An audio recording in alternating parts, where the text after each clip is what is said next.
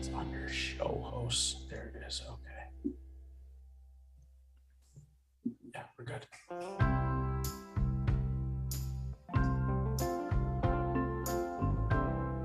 Good evening, PGA DFS fans. Yes, I get to say that for at least another couple of weeks here. There may be some swirling things in the professional golf world, but this is still the PGA DFS show for now, Ben. Whether that changes in a couple of weeks or not, that remains to be seen. But nonetheless, we are here to talk about the Travelers Championship, one of the top 5 best PGA Tour events of the year. Not voted by Ben Rasa and I, no, voted by the fans and the players. A great event in Cromwell, Connecticut. I'll say in Ben's backyard because it is the closest event to him that we're going to have for a little while. So, Ben, what's the weather been like? Let's jump right into some local on the ground. What do we got going on outside right now? Yeah, it's raining. It's been raining all day. It's kind of nasty, but, it was super windy, like Brookline when it was windy there, it was windy here. Hasn't been windy at all. From what I've seen, it looks great. I did see, and we talked about this yesterday in the Tuesday show, the rough could be pretty lush. It could be soft conditions. There has been rain up here, and I think that's something that the players will have to deal with. But I would vote along with the players and whoever else, the fans. I love this tournament. I love the Travelers. I love River Highlands. I'm very excited for this week. Yeah, it's a really, really good event. I've been to it multiple times myself. I loved posting up there on the drivable. I think it's 16, right? I didn't reroute it. It's 16 over the lake. It's just one of those great Peter Dye type holes that's risk reward is so huge now. And nonetheless, let's go into our waves, weathers, and withdraw as we get into our live before lock show here on the Stokastic YouTube channel. Of course, I just saw on Twitter, somebody else asked me, did I miss something? Well, yes, maybe you did miss. We have changed our name from Awesemo to Stokastic. Ben, it really isn't all-encompassing. While we love our Awesemo guys and Alex Baker himself, it's an all-encompassing great name change. If you don't know what it means, Ben, you want to give him a little clue as to what it actually says there? Yeah, well, a little play on words, of course, and we're all about digging into the stats and digging into distribution and things like that. So here at Stokastic, we are really excited about it. The thing, though, I'm not going to get into a crazy pitch. The most important thing is legitimately, and this is the truth, nothing changed. We changed the name. That's it. Everyone is still here. Nothing has changed. Still the same tools, still the same process, betting, DFS, everything in between. So it's very excited.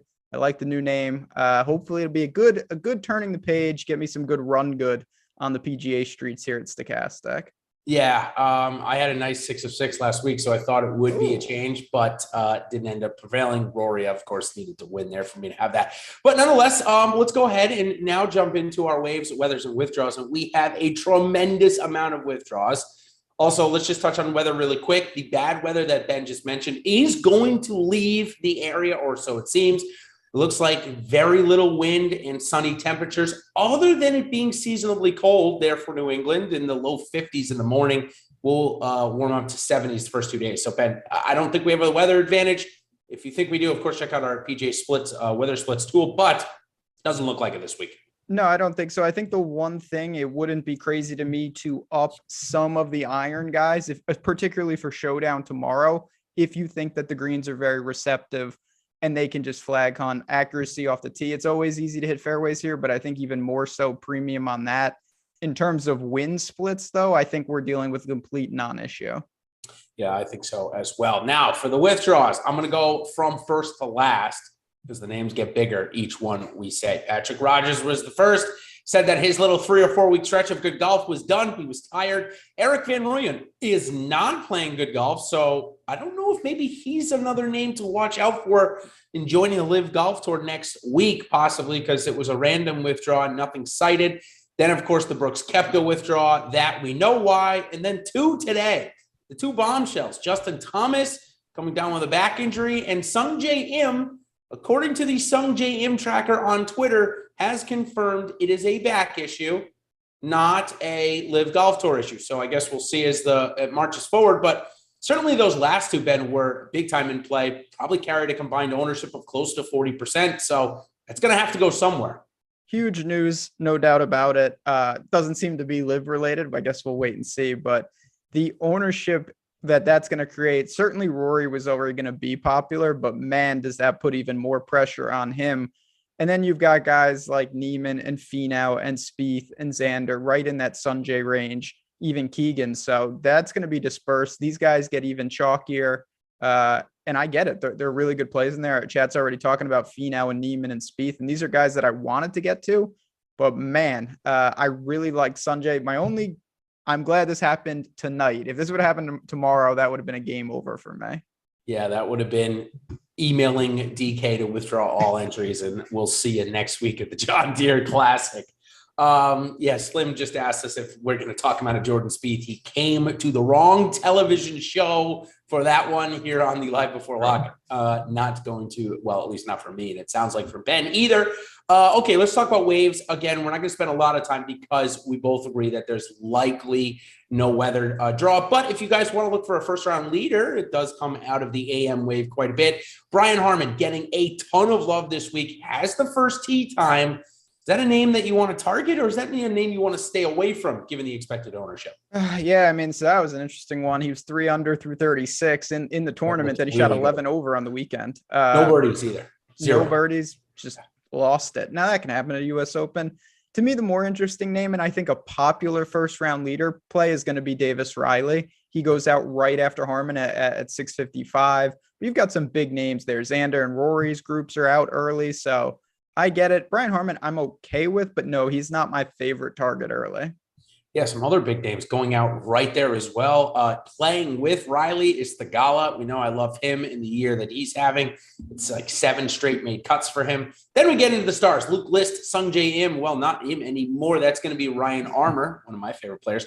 Playing with Tony Finau. That's who you're going to get on your television with Satoshi Kodaira, who's taking JT's place. Playing with Xander Schauffele and Tom Hoge. And the last one in the morning is Rory playing with Kevin Kisner and Webb Simpson. Now, if you want to target the afternoon guys, Patrick Cantlay is playing with Harris English and Mark Leishman. Spieth is playing with his buddy Scotty Scheffler and Zach Johnson, along with Neiman, Mitchell, and Hickok for your last one. Again, that's the waves there. As we move on to our rank 'em, where we're going to talk about most of those guys that I just mentioned. And before we do, want to thank Prize Picks, the sponsor of the show. Ben and I will give a couple of picks on Prize Picks a little later in the show, and we'll tell you about them. Their daily props-based contest. Of course, you can see the banner right above my head where you can make a deposit, and we're going to get a $100 match by using the promo code. I believe it's still Osmo there, right, Tyler? They haven't switched that promo code over. Okay, just making sure. Thank you, buddy. All right, now let's go into our first ranking here where, again, it was going to be Justin Thomas in here, but it's not. So Scotty Scheffler and Rory McIlroy likely are going to see a lot of the ownership, as is Patrick Cantlay. My question to you is, you think he goes as far down as Xander getting some of the JT missed ownership? So I think he might get a little, but for the most part, I think Rory is the one who probably gets the brunt of it. It's not late enough where people are just like, oh, I have to snap, pivot, and I can only play guys because I'm in a scramble mode, and I got to play like the guy right below him, which is Sam Burns. People will just be able to quickly rework, find the $200. So that does change things here. I liked Rory to begin with. It's going to be Rory and Cantlay for me. Those were the two guys I kind of homed in on already. I know Cantlay struggled a little bit in the majors. He still grinded to 14th. He's been fantastic outside of that. Got a lot of experience here. So great plays. You can't go wrong. But Cantlay and Rory are where I am drawn. Yeah, I agree. I think I'm probably more drawn to Cantlay first if we're picking our favorites here. 10,200 for a guy that has 4 straight top 15s at this course. Seems to be coming into form rather than getting out of top form. T14 last week at the US Open, Ben, I actually was very encouraged by that. It's been a big time struggle for Cantlay at the majors, as you just alluded to. But for him to put on basically a 1 under par weekend, which is one of the best weekend scores out there. Denny McCarthy, I think, might have been one of the only guys to beat him. I think he's got great momentum coming in. Now, does that momentum turn into a start next week in Portland, Oregon? Maybe. I certainly hope not. Rumors are swirling. When he was asked the question today about it in his press conference, did you happen to see his response? Who are we talking about? Cantlay.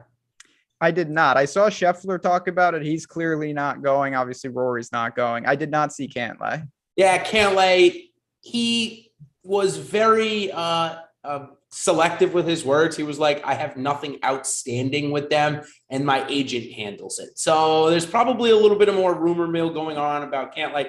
Nonetheless, way to go out with a bang would be with a win here this week. So ranking these guys, it's going to go Cantlay, it's going to go Rory, and then it's going to go Scotty and Xander. I just don't think this is a great course for Xander. I think the one place maybe where he struggles is to hit fairways, and this course is the only place you can really get in trouble is if you don't hit the fairway. So that's my ranking there. Now let's pick our second stud that we want to maybe pair up in a lineup if we don't want to go two up top. You got to pick between Sam Burns, Jordan Spieth, and Joaquin Niemann here this week. Niemann's got some pretty good success around here, coming in third place a couple of years ago.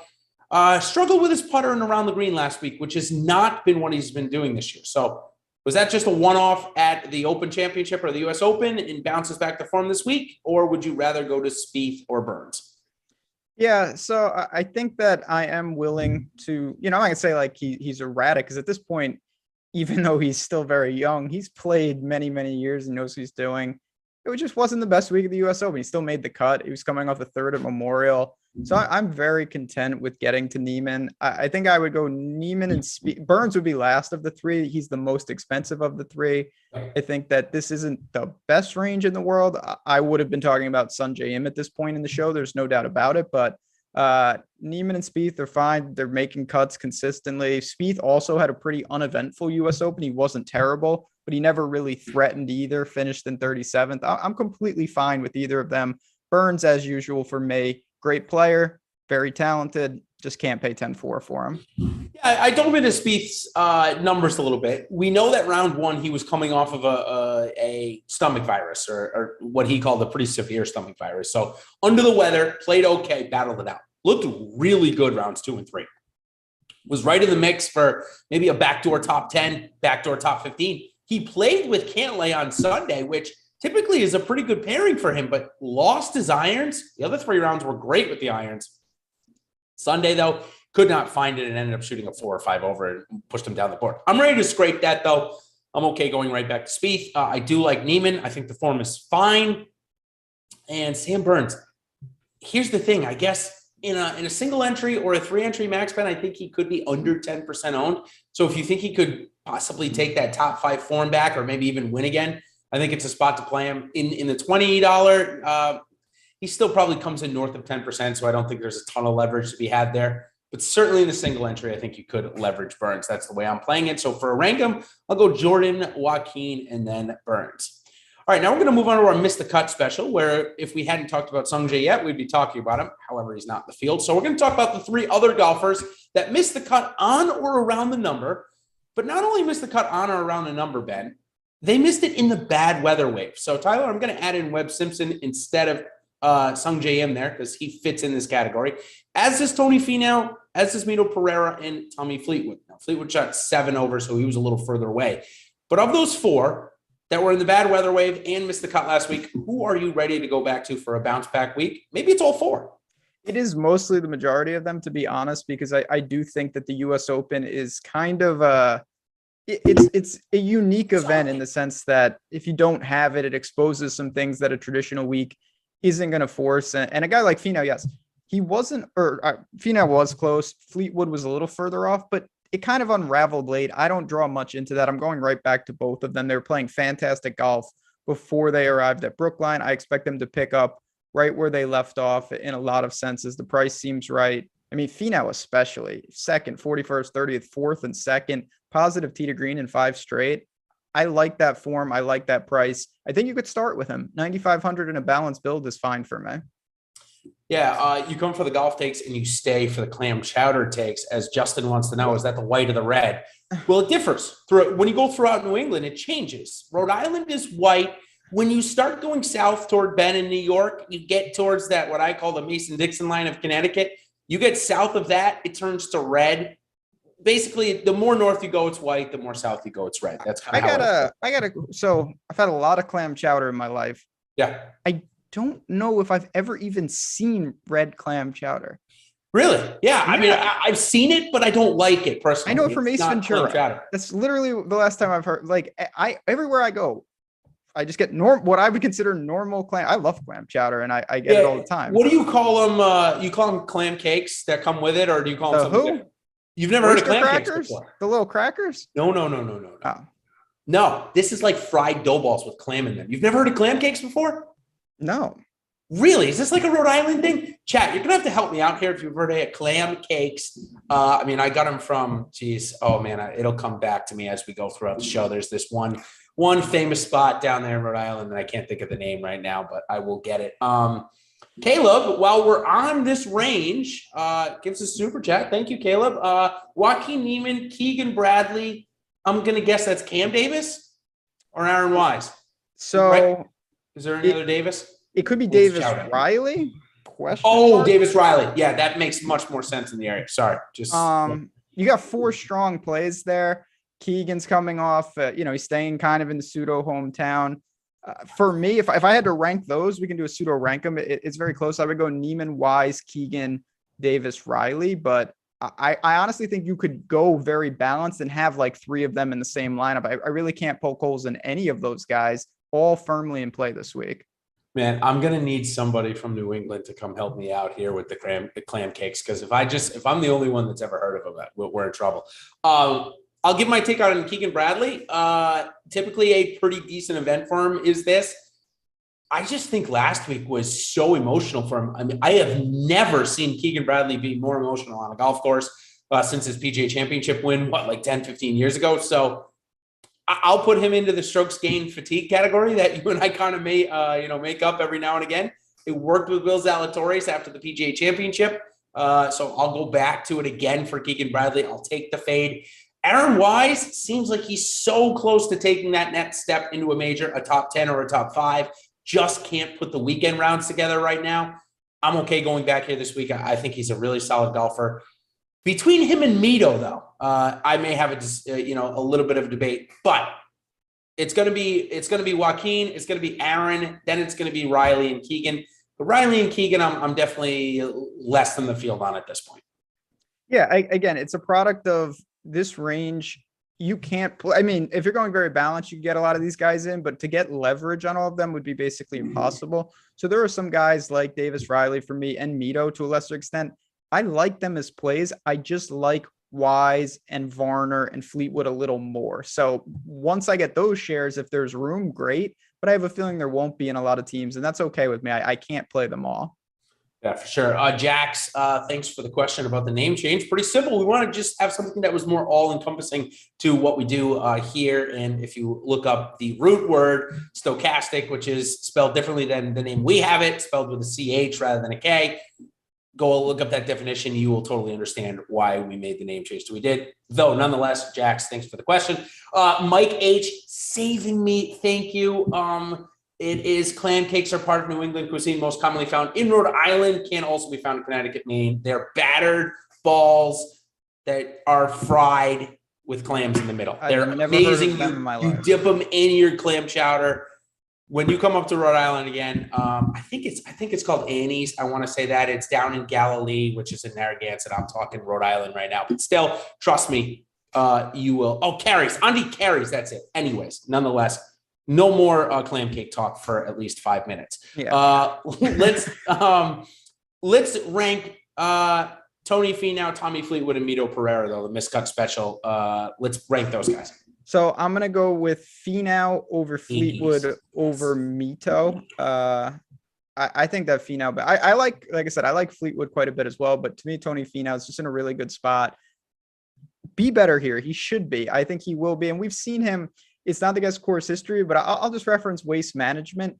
Everybody talked about he hates that course. He can never figure it out. He's missed 4 straight cuts. Then he's the runner-up. It takes time sometimes. I don't worry about that a lot. Tony Finau's game should translate here. It should.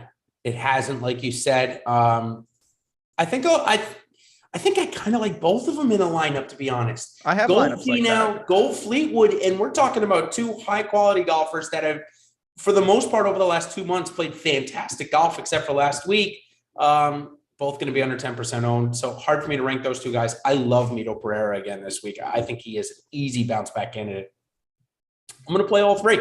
I'm going to fade the Davis Riley. That higher owned range and play this range. Now let's go ahead and talk about a couple of those other 9K. Keegan Bradley, Seamus Power, Harold Varner. I gave you my opinion on Keegan. I think Seamus Power is fine. I think Harold Varner, maybe not fine. I'll take Power, Varner, Bradley. I'm going to go Seamus first, Keegan second, HV3 third. Again, I'm not vehemently opposed. These are not like, I hard fade of any of them, to be honest. But I just look at that little price difference. And it's funny, it relates to the question in chat, like how low would I be comfortable starting? I think this is as low as I would go for starting, particularly probably Keegan. I'm not sure I want to go beyond that. I think it's pushing it when you get lower than this. So these guys are in play, and Seamus has been so far really stepping up. He played well again last week. I've been very impressed with his season.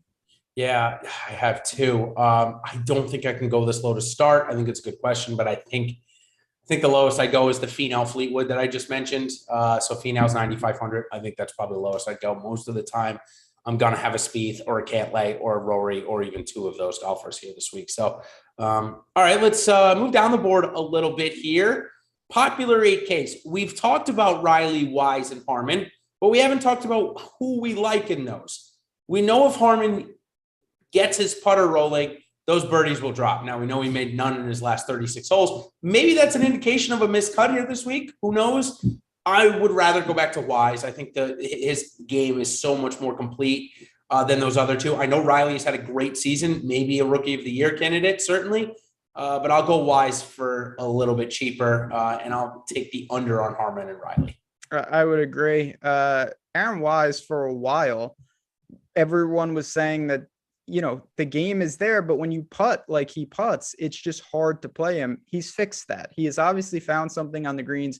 Not saying he's an elite putter every week, but it's not a liability to the extent that it was in early 2022. And the tee to green game, to me, and the talent was never in question. He's playing really good golf. Davis Riley is also a mega talent. There's no doubt about it. The guy hasn't 6 straight made cuts, making cuts at majors. Everything looks good. Still give the edge to Wise over him. And then Brian Harmon's just kind of there. I think he's playable, gets a price bump as he should, but a really disappointing weekend last week. I'm not going to hold that against him, but he's behind Wise as well. So I'll ask the people that want to play Brian Harmon, if they take out course history and the fact that he's got a couple of top 10s here, and they put him up against the guy 8,300 in Denny McCarthy, who I think you'll agree probably has the exact same superpower as Brian Harmon, which is an elite putter when they get going. Maybe McCarthy's even better. Why would we play Harmon over McCarthy at double the ownership when Denny looks like he's trending towards a win, let alone 8,300 under-owned? I can't do it. I can't see it. We'll have McCarthy as part of our next rankum, but are you in agreement there? I mean, there's similar type players. Yeah, I think that the probably the biggest difference between the two is certainly on a long-term view. Brian Harmon's done it on tour for a long time. Denny McCarthy's been on tour here and there, of course, but he's never really had a sustained run like he's had right now. So it's just a question of, is he inflated a little bit? Where's the ownership going to come in? Obviously, these are the things here at Stokastic that we really talk about, the tools that are super important, because these small edges make the difference in the mid-range. So I get it. I think that's a conversation you have. And then there's a guy like Mark Leishman who's getting a lot of ownership in that same range. There is a couple of little low-owned guys I want to put with McCarthy is Keith Mitchell, Jason Day. I should say a pair of Jasons, Jason Day and Jason Kokrak. Certainly, I would say Kokrak is probably the one name you and I are most surprised that is not on the Live Tour, given the fact that he is sponsored by by Saudi Golf, but he's not there yet. He's here this week and way under-owned. In fact, I think I could have added him in under the missed cuts in the bad weather rave, right, Ben, if I'm not mistaken? I think he missed the cut close to the number last week as part of the PMAM wave. Yeah, I believe that's correct. And it's true. I thought he was going to be basically like in the first wave of people that were going. I not a strong take on him. So this is where to me, it starts to thin out a little bit. Yep. These are flyers at best. You got a guy like Keith Mitchell, elite scorer, but the game comes and goes. Jason Day to me is a very tough evaluation here. We certainly didn't see him at the US Open. He's flashed a little bit here and there, and certainly he's had pretty good history and success at the Travelers. So I get it. I'm going to try to reserve my shares in terms of finding the extra money to get up to the Wise groups or down to the Maverick range. If I had to pick one from this range, I think it probably would be Day, but I don't feel super confident about any of these guys. Yeah, I don't either. I think I'm going to probably mix them all in at their expected ownership, maybe slightly overweight. Most of them are projected, under 10%. So I'll probably have them right around that number. All right, last one we're going to do in the rank 'em here. He's going to be the high-owned golfers under 8K this week. Brendan Steele trending on being the highest owned golfer of the slate for like the second straight week he's playing. We'll have to talk about that. Cam Tringale popped last week at the U.S. Open on Saturday. Joel Damon was there pretty much the entire week. And then throw in Maverick McNeely, who you and I have profiled quite a bit, that he may be seen as one of the longer hitters on tour, but some of his best finishes, in fact, all of his best finishes are on tracks that measure under 7,200 yards and are more technical. So I love McNeely this week, but the other three certainly seem to be playing better. Do they have some fatigue, though? Joel Damon said it was the hardest round of golf he's ever played on Saturday at the U.S. Open. Yeah, I do think there is something to that. Joel Damon was fantastic. He masked what's pretty bad around the green game by just peppering the greens in regulation. Brendan Steele if you're playing cash, you should play him. If you're playing tournaments and you want a guy that really grades out well, he makes a lot of sense. He's just going to be very, very popular. I think Maverick is the interesting one of the group in the sense that he's not playing as well, but this was someone a couple months ago everyone was saying is about to break through. And then he regressed a little bit. Elite putter. I'm okay pivoting off Steele to Maverick in certain lineups for sure. Yeah, I think so too. Do you want to take, I remember last time I said, I'm going to bet Steele and I'm just going to fade the ownership. Do we want to do it again, or is the upside here when he makes the cut too good to pass up? Or is the miscut equity that he also has here maybe a reason to just bet him? So I think you can do that depending on the number, and, over on OddsShopper, make sure to shop the odds because you want to extract the most value. To me, Brendan Steele is the type of guy that I really don't want to define my week. I'm playing him. I'm not jamming him. I'm not fading him because I think he's appropriately priced, and I think he's going to give you a lot of 25ths where he doesn't kill you, but at the same time, it wouldn't be the worst thing in the world to have him on certain lineups. So to me, it's not a big decision because I honestly don't want to make a radical choice one way or another.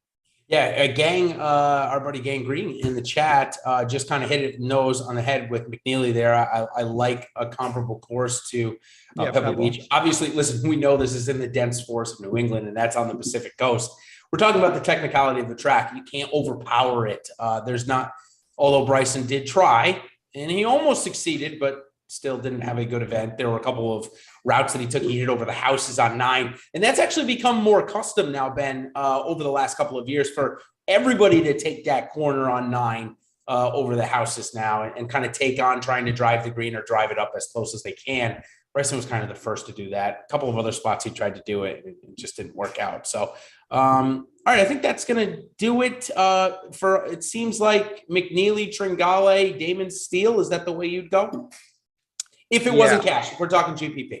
Yeah, I think so. I think this is a range where it's really, really important to know the lineup around it. Because if I have a lineup and I've made a stand, I'm not going to take Maverick over Brendan Steele. I think that doesn't make any sense because to me, Brendan Steele's a lot more likely to make the cut. But if I have a lineup that's pretty generic and I say, you know what, I think there's a chance that Steele, for whatever reason, doesn't have it. I want to thin the field. I'm going to pivot to Maverick because that's the type of play in the large $20 or something that can make all the difference. So that's really how I would approach it. 3 max, single entry. Those pivots are going to be even more lucrative if you get it right. Yeah, let's just piggyback off that for a second. As Deacon in our chat wants to know if you would play Steele in a single entry or 3 max. And my strategy, and I think you fall in the same line as this, is in those contests, Steele could approach 30 or 40% owned. Yeah, be less likely to play him. Yeah, very much less likely for me to play him. The only place I would be cash. If that's a single entry cash lineup, sure, I would play him there. If we're talking about, like, say, the $12 Albatross, which is a name that comes off the top of my head for a contest, or even the $5 Caddy, the $20 scramble, something like that, I probably wouldn't play him because it's going to be so high on. Or even the 200. What's the $200 called, Ben? The driver, I think. The driver, yeah. Yeah, that's one where I would not play him. I think he's going to be 35 or 40% owned. We saw it with Sungjae Im last week at the exact same price. He was 30 or 40% owned in those single entries. Missed the cut. And I mean, we're talking about so much leg up on the field if your pivot works. For me, pivot would be McNeely as well. So, all right, let's see. We've got a decent amount of people in here tonight. Thanks for joining us here on the Stokastic Live Before Lock PGA DFS show. Make sure you give us a like and subscribe to our channel here, also to our OddsShopper channel. Ben, we've been doing great. We've got almost 10,000 subs over there. Thank you guys so much for the support. We love providing sports betting content. It is fantastic. That's what you get over there. Of course, you're getting all of it here, not just DFS, but some betting stuff as well. So let's go into our Make the Cut segment. That's a little fun. We have some fun with this. This is where it's kind of our rapid fire segment where if we don't cover any names that you guys want us to, throw it out there and we'll certainly get it in. But let's start off with Christian Bezuidenhout, 7,800. He has not been consistent enough for me to play him at this level. I'm okay fading him. I'm okay saying he won't play all 4 days either. So he's someone that, his driver is very weak, and I don't think it'll be tested here, but he really hasn't played great golf. I do think he's going to make the cut. He's made 6 or 7 cuts still. Despite this, he's got to get that putter back. It's not like he's been putting poorly, but he used to be in the Denny McCarthy realm of just bailing himself out because he's not a strong off the tee player. I don't expect that to change, obviously. It's not the best course. It's not the worst course. I think he's fine. He's certainly not my preferred target in the range, though. No, not mine either. All right, Brendan Todd is at 7,900.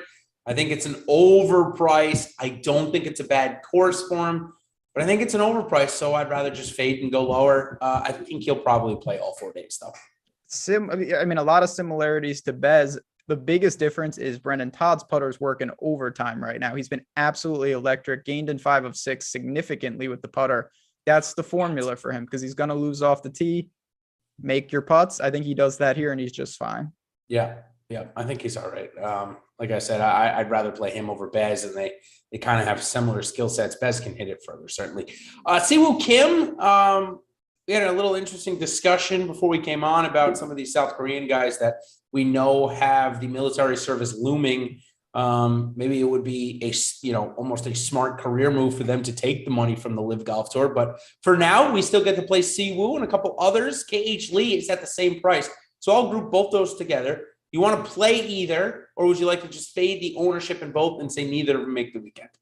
I'm okay not really getting to much of either, to be honest. Siwoo has, I know he can pop out of nowhere. To me, KH Lee's been very impressive this year. He's making cuts, and certainly when he gets to a course that he likes, he's unstoppable. I still don't love it, though, to be honest. I'm kind of indifferent to both. So I think there's a chance that one or even both of them end up missing the cut. Yeah, I do too. I'm kind of in that same ballpark. William, thanks for the nice words. Appreciate it. We enjoy working hard and hopefully providing you guys the necessary tools and information to be profitable each week. While we know each week is maybe a little bit far-fetched, we do hope that more often than not, that is what is happening. Okay, Harris English, defending champion of the event, finally made a cut, but looked awful after he did so. So does he rekindle the magic as seen here, or is it still a little early to play him? I think it's a torn labrum, by the way. I think it was a labrum issue. So yeah, it's something that could linger. It's definitely a significant injury. And no, I was shocked that he even made the cut at the US Open, but that's about all he did. So I am not going there. No, I'm not either. Yeah, Siwoo Kim looks like he was a withdrawal from the Pro-Am. That could be a lot of different things. Siwoo might just not wanted to play and was like, you know what, I'll forego the $5,000 check they're going to give me and just worry about the event. He didn't look good last week either. So it's, for me, it's an easy no play. Kevin Kisner, I think he's grading out well in a couple of models I saw this week, but it's been pretty poor for him. Now, he did try and rally to make the cut, ended up missing on the number, I believe, one of those guys at +4. This is an okay course for him, Ben. I think that's all I can say about it. Do you think he plays all 4 days? Maybe you can help me. I mean, it's still Kisner, and obviously he's a talented guy. It's a decent course for him, but I really don't see. I'm not saying you can't go there, but when I look at it, it's not just one or two tournaments. He's missed 5 straight cuts, and even before that, it was not great. So I'm a little concerned. I know he's not the best ball striker in the world, but you got to be better than this. So I'm not going to play Kevin Kisner. I'm not either. Johnny Vegas is at 7,500. It was just a couple of events ago where he was 8,100 in chalk. I actually like Johnny Vegas quite a bit this week. I think he's a great pivot off of that steel chalk that we're going to get. So yeah, I'm in for Johnny Vegas playing all 4 days and being a fine investment this week. I am as well. Johnny Day, really strong off the tee, has shown that even though he is strong off the tee, he really thrives in some of these forced club down situations. Club down, keep it in the fairway, lean on the irons. Johnny Vegas should be fine. I know he's not playing great, but tee to green, he's been better. It's a putting issue right now. Do we keep that same wavelength for Cam Davis, or is this just not a spot for him? No, I think that we can. Cam Davis is a difficult evaluation, I think, at times, but he still made a 5 of 6 cuts, positive on the approach and with the putter in all 5 of those. That's a very positive thing to see. I think he can grind through, and he's a great scorer. If he gets through, he's going to probably outscore his placement points, and that's what you're really looking for.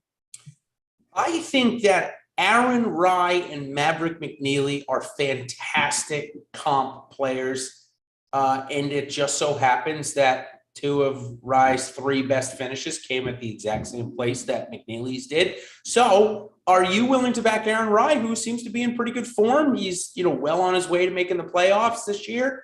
I like him quite a bit this week. Yeah, Aaron Rye, we've talked about a couple of these guys that came over. I thought they needed, to get some starts and see how they stack up. And Aaron Rye has shown he can handle it, no doubt about it. And he looked really good in Canada. He's not someone that I was immediately drawn to, but he is in the player pool. He's with guys like Thigala and Pan and a range that doesn't have a lot of stability to begin with. This course, for some reason, has yielded quite a bit of variability in terms of results for most of the players in the field. Maybe it's just because it's after the U.S. Open. It always has been. Maybe a few other elements to it. But Mackenzie Hughes is 5 for 5 in made cuts with a 3rd place finish, is working off of 3 straight made cuts with each start getting better. So am I trying to talk myself into playing him, or are there other reasons to play him other than decent form and good history? No, I mean, I think that the most important thing when I look at it is this course should provide good history for him because it doesn't expose what can be a weak off the tee game at times. And that's a really good thing. He can lean on the short game. So to see him play well here is not surprising. And I don't know why that wouldn't continue this year. Yeah, I totally agree. Anraban Lahiri was asked of us, and he is in this range, as was Cam Champ, as was Kevin Streelman. So I give you 3 names there. Kevin Streelman, Cam Champ, and Anraban Lahiri. Sorry. So do any 3 make the cut? Do any 3 make your lineups? So certainly I think of the 3, Streelman's going to be a guy that I think most people are drawn to because of some of the past success. I don't really like the spot. What'd you say? 2-time winner here? Certainly at least one. Yeah. He has one, and he was runner-up in 2020. So okay, yeah, this is the type of guy. He's got the Pebble comp as well. He clearly likes these layouts. He's not playing good at all. No, Champ, I think, is the one. No, but to me, there's no real way to know how he's going to play. He shows nothing, and then he comes out of nowhere. Honestly, I think Lahiri is the most likely to make the cut. And I think that Champ is the most likely to win of the 3, but all 3 of them right now are not in my player pool. I like Sahith Theegala right there. I also like Doug Gim right there. I'm not getting to any of these guys in a big way. 1 to 5% of my lineups maybe, but certainly none in a big way. I think I just mentioned Doug Gim, who happens to be the next guy on the list. What about Luke List? A guy that obviously, if his putter matches the field, he's typically up there. We haven't seen a ceiling week from him, though, in quite some time. certainly, we know what lists can do, but I'll be honest. I like CT Pan and Thigala over these And guys. right there as well. Yep. CT Pan I've liked, and he's been withdrawing. So I don't know exactly what's going on. It looks like he's good to go. Everything seems fine. So I'm going to play those guys before I click them. Neesmith also right there. Neesmith looked really good last week. In fact, he's looked good for quite some time. I think what we saw on Saturday, I wanted to bring this up. I think what we saw on Saturday was some of the golfers that were playing really well. Hayden Buckley's in this camp, Callum Tarrant's in this camp. Their games got a little exposed when the conditions were the toughest, as we would expect, right? But I think it goes maybe a little bit to the type of form they're in right now, that maybe these names are somebody we should look at, given that we're going to have good conditions this week and clearly seem to be close to the top of their game. Being able to shoot under par at the country club in those conditions is no small feat. I mean, we'll talk about Tarrant a little bit later in the show, but certainly some names I'll be on the lookout for. I'm definitely interested in Neesmith again here this week. Grillo's down there, and Grillo has started to play better. We all know your affinity and affection with and towards him. Is it starting to rekindle a little bit? Because I feel like you put the relationship on hiatus for a little while. Yeah, Spieth and others have talked about this with their putters. I believe they say, I've been with the same putter, and sometimes you got to put it in timeout. You switch it up, and then it comes back. That's what I had to do with Grillo. I had to not play him for a couple weeks. Everything has worked itself out. The irons are back. I feel very good about him this week. He is a key piece of my portfolio. Is Troy Merritt, or would you rather go to Doug Gims and the alike? I think I'd rather go to the Doug Gims and alike. Troy Merritt, someone I can always keep in it with putting, obviously. But to me, Grillo certainly is ahead of him. I honestly would even play like Fratelli over him just as a random flyer. Richard Flower, Ricky Fowler is still on the PGA Tour. He's made 4 straight cuts, but has returned 0 value in terms of a winning GPP lineup. Maybe if you're playing cash, certainly, I guess if I remember the Memorial, that was a really low 6 of 6, if I'm not mistaken, Ben. One of the RBC or Memorial was really low 6 of 6, and he made the cut, so he would have helped you there. But there's no top end for him. We can't play him even at 7K, can we? Not really. I mean, maybe a splash if you just want to get some different exposure, but I don't know how you look at. I don't even know what the path is. Like Ricky just becoming how he used to play. I mean, there's no indication that's going to happen. So Smalley, Fratelli, there's just so many other guys I would rather click. It's going to be legitimately like a flyer at best at this point.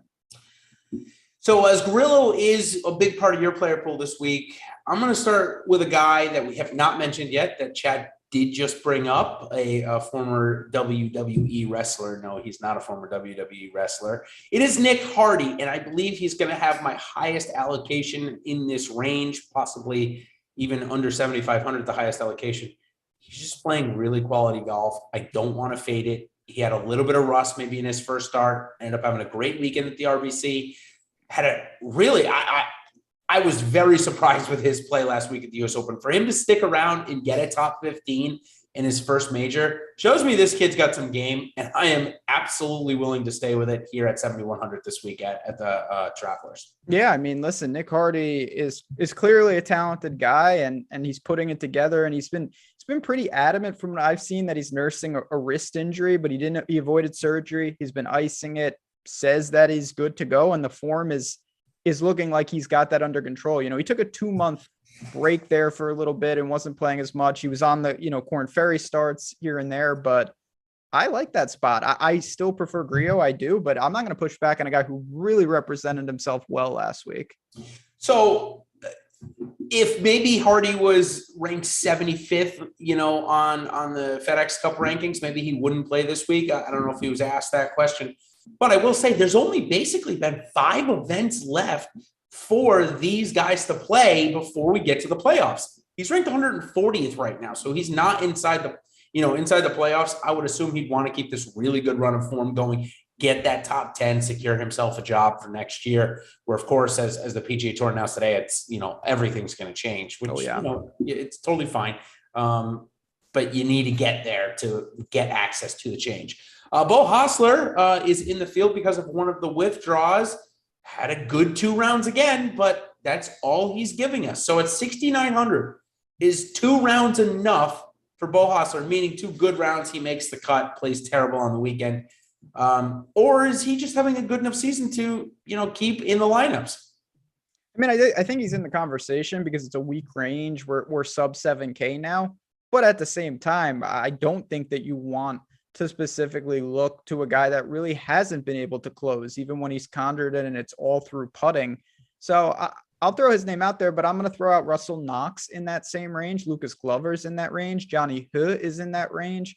It's not just Bo Hostler or pass. And we saw that a couple weeks ago where he was like 6,200 or 6,300 one of those weeks. This is a different situation than that. It sure is. Why is Mark Hubbard in the FanDuel field and not the DraftKings field? Tell me. There's no reason. No respect. Hubbard should be in play, and I would probably play him if he was under 7,500. I think he's fine. Had a great year here last year. One of those guys that, in that range, it's that I'd like to play, but we don't have to worry about it. Will you play him on FanDuel? I think he's like 7,800 over there. So. Yeah, I mean, again, speaks to the importance between all the sites of kind of how you can allocate your exposures to some of these guys and just get, find the edges and the values that present themselves via the pricing. All right, Mr. Jacome, hopefully I said that right, sir. If I didn't, give me the phonetic and I'll be glad to repronounce it. Thank you for the super chat. Top 3 guys between 7,500 to 8K on DK for GPP single entry, and who will be our biggest fades. In single entry, we already clarified Brendan Steele is my biggest fade in single entry. Ben, I think yours is as well, correct? Yeah, I mean, I really would stress it depends on the lineup. Like, I think that Brendan Steele is an easy fade in single entry if you don't need stability and that you want to take the shot. If I did that, I would pivot to guys like Maverick in that range. I like Cam Davis and Johnny Vegas in that range as well. No interest in Harris English. I don't think I'm going to play Siwoo or KH Lee and that type of stuff either. All right. Wants the top 3, Mav McNeely, John Vegas. Yeah, it's probably Cam Davis. It's not the best range. It's not. It's probably Cam Davis as well. I mean, Brendan Todd, like you mentioned earlier, and if Mr. Jacome, you missed it, Ben said that Todd is certainly coming into his ceiling putting weeks. Typically, when has his ceiling putting weeks, he gives good returns. So I think I'd slide Todd in there last, but I'd much rather go to McNeely in Vegas. Cam Davis and Todd are probably tied for that 3rd spot in there. Hopefully we answered your questions there. I think, that's funny. Sorry, I'm just reading what Westport has to say. I should use that on the next one. I appreciate it, that tidbit. All right, let's see here. We will get to that question in just a bit. Let's finish our Make the Cut segment because I got 2 guys that wanted to be talked about. First one is Austin Smotherman. I'd like to discuss him. He has made about 7 cuts in a row, I believe. No top 10s. I'll reserve my opinion for the hot take section. A little tidbit there. What do you think about Austin Smotherman? So, yeah, I mean, he's making cuts 6 straight, hasn't been able to break through in any form of placement points per se. 6 straight cuts, nothing inside the top 25, but tee to green, he's been good. Around the green, he really struggles. So if you think that he can mask it with greens and regulation, he's going to be a pretty easy punt salary relief play. I still do prefer probably Johnny He over him at the same price, though. All right. So, are you intrigued about a golfer that gained 8 strokes tee to green last week at the U.S. Open? Yeah, that sounds appealing. If I threw a name at you that did this, and it was only his 3rd start in professional golf, would that make you question the play a little bit more? And yes, I am talking about Mr. Chris Gutterup, who made the cut last week and did gain 8 strokes tee to green while losing 6 putting. Yeah, that's But not that good. this week sounds like a William Gordon type week here at TPC Cromwell. So, I haven't thought about that guy in a hot second. yes, Where I was is he? hoping you didn't see me talk about him on Twitter today. He's on the Corn Ferry Tour.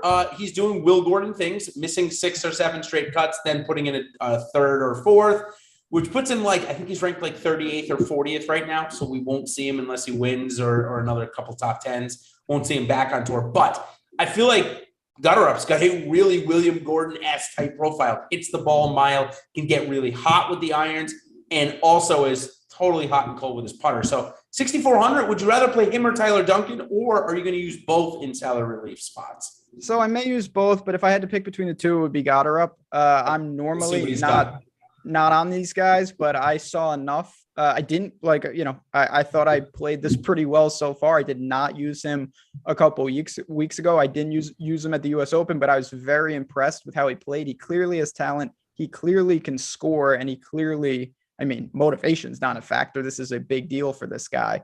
I think it's like another top 10, 2 made cuts, and he's probably got KFT finals in his sights. I would agree. So there's a lot to play for. Making cuts is a big thing for someone in this, in terms of the position or whatnot. I like it. Is it an easy play? No, it's very uncomfortable, but I looked at him and I saw enough that I'm willing to put him in the pool. Giddy up on Gutter Up, I guess, says Slim in our chat there. I like it. So I think we're pretty much on board there. Let's see. Did I miss any? I hope he doesn't get the 10% ownership there, Mike. That would be bad. Did I miss any in the chat that you want to talk about here in the Made the Cut before we move on?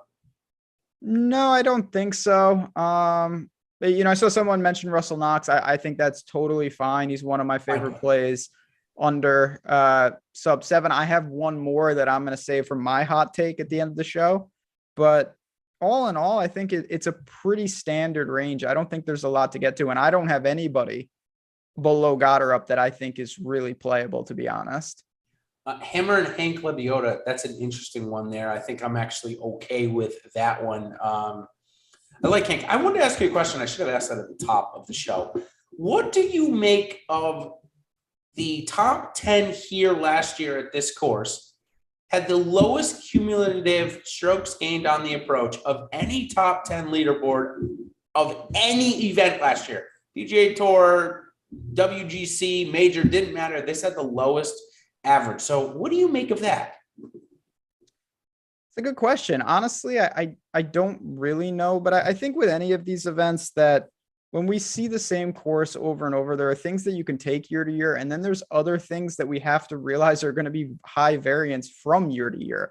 And the course isn't going to play the same every single year. Some of the things that you extract and you mentioned, there will be interesting trends that aren't indicative, and then there'll be other things that we really do need to say, okay, each and every year we come to this event, we need to look at this stat and say this is a very important thing. So I try to balance it, but it's tough. You mentioned some of these things, and it's hard to balance the weight of exactly how much to weigh certain things and other things to ignore.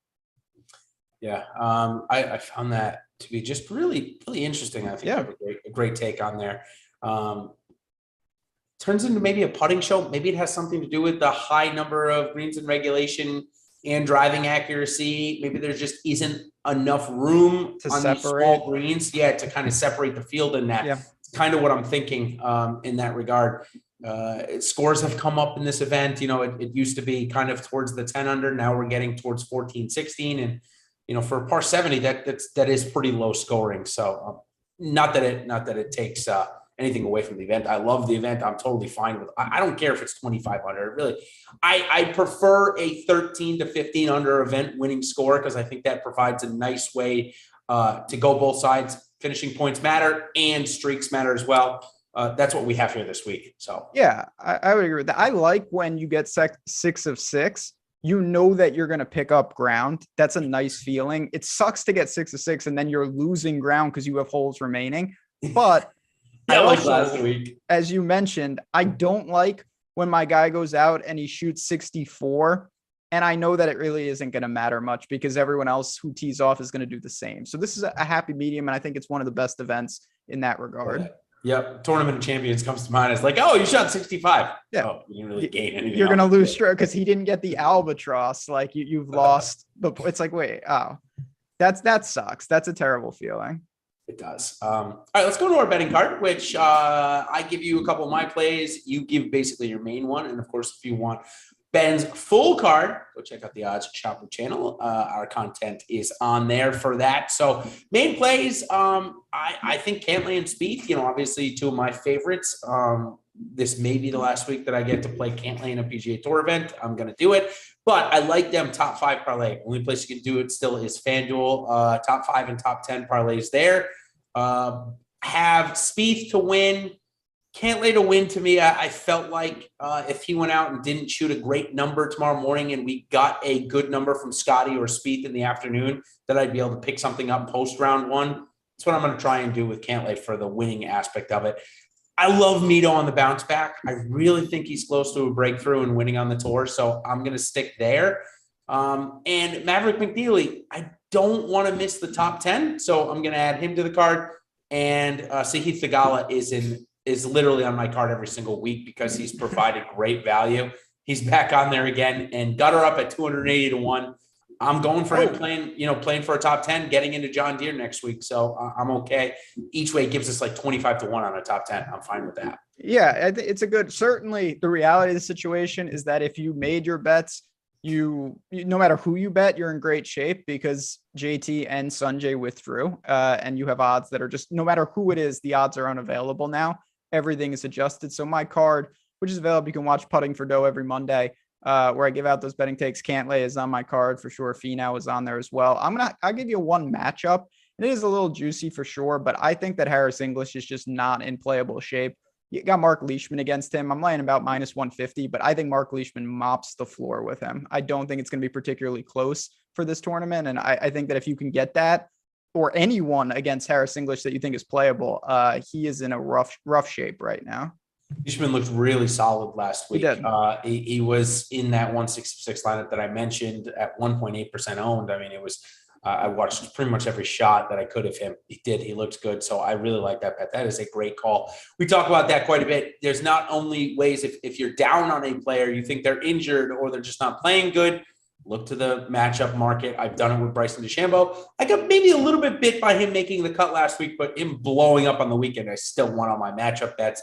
Didn't win the make the cut or miss the cut bet, I should say, but still cleaned up in the matchup. So, all right, lineup builds. What do you think, Tyler? We got a couple minutes. Do a couple lineups there. Sweet, let's do it. All right, 210K this week. That's where I want to start our builds here. I think that with it being so top heavy, the studs are going to come out and play. So, Cantlay and Rory, is that going to be our 2?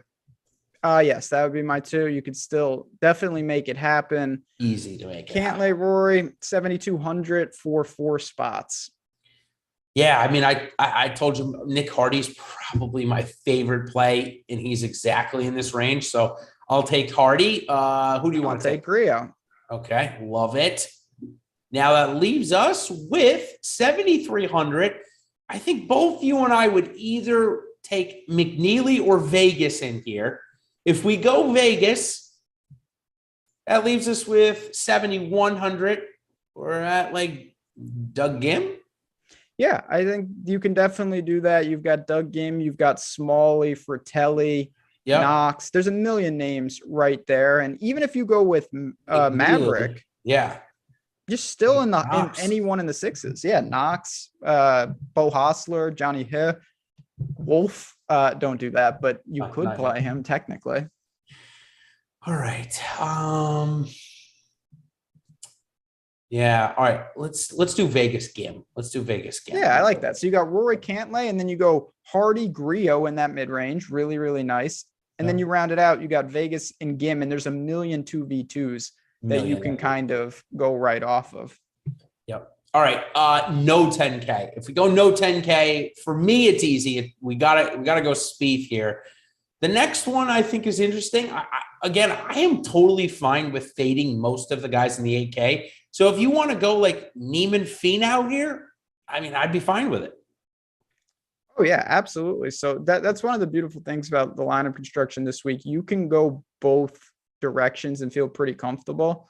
The balanced build, it really does allow you that situation. So if we go balance and we go Joaquin Niemann, Tony Finau to start, we're going to have just over 77 for the remaining 4 spots. A lot of ways that we can go there. Yeah, I'm going to get aggressive. And I'm going to say, I'm going to go to Spieth here to add in with Niemann and Finau. And then to counteract that, I'll go down. I'll use Gutter up here since, I want to root for him here this week. I think this might be a good spot.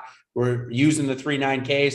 We want to get McNeely in, so that's going to leave us 6,900. Is that an easy press on Russell Knox, or do you have another name you'd like to go to?